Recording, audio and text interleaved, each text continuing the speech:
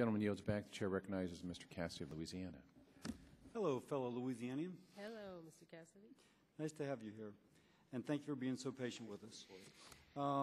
Because we're both from Louisiana, you'll be familiar with this. Region 6, Chairman Barton brought up in the past. Louisiana, Baton Rouge, has been under a non-attainment order for maybe 3 to 5 years, even though we've achieved attainment 3 years ago.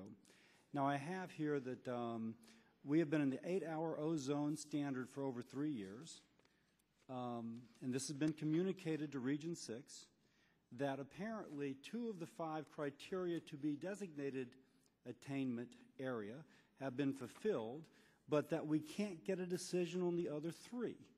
Now, these were submitted in 5905, 122005, all the way up until last year.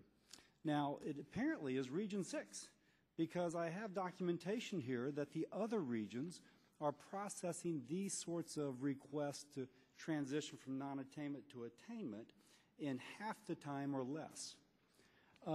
Most recently, we were told that our decision would be published in the Federal Register on February the 25th, and all that was published was that there's going to be another public comment period.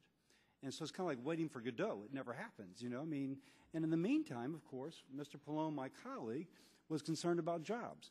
We have industry which cannot expand because we're in non-attainment. That's what I'm told. That projects that could convert to cheaper feedstock are not taking place.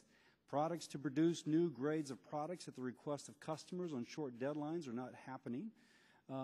Products to increase production on a unit by small amount with minimal process changes are not happening with the jobs that are going with them. Now, frankly, when you say that you need more money because otherwise there's going to be a delay in the permit, I have to say, based on our experience in Region 6, it doesn't matter how much money you have. Clearly, ERA bumped up your funding tremendously because we're still not getting our stuff processed, and there's been a cost in jobs. Now, I guess that's a twofold question. What's happening in Region 6? Why are we just always being told, wait just a little bit longer, and it never happens?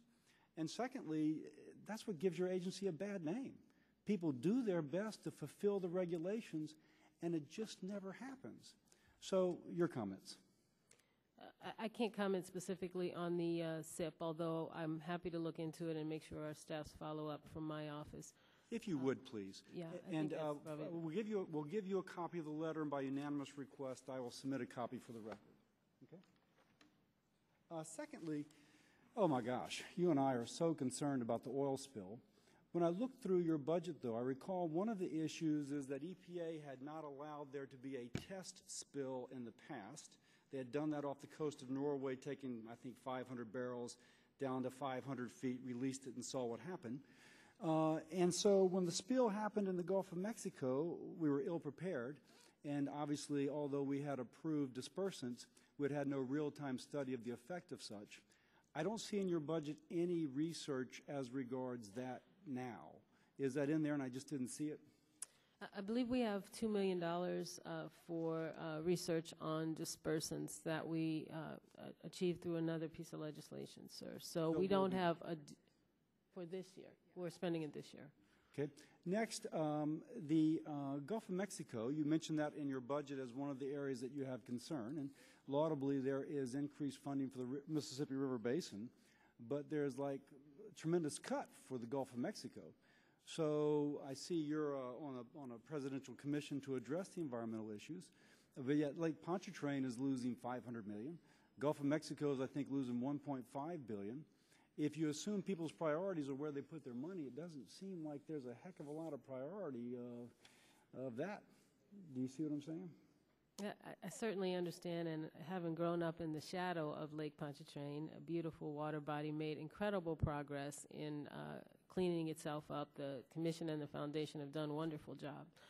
We certainly continue to support them. Our work on the Gulf Coast Task Force with the President, we just had a meeting in New Orleans to talk about cleanup opportunities. Now, with all the money that's obviously in the Gulf Coast region from penalties, from Clean Water Act penalties, et cetera, would you support channeling, since there's a cutback in the federal support and since the Gulf of Mexico is obviously hit, would you support directing that money towards the states most affected by the oil spill? The President has said that he supports a significant amount of the penalties from the BP oil spill being returned back to the Gulf Coast region. Thank you, Ms. Administrator. I yield back.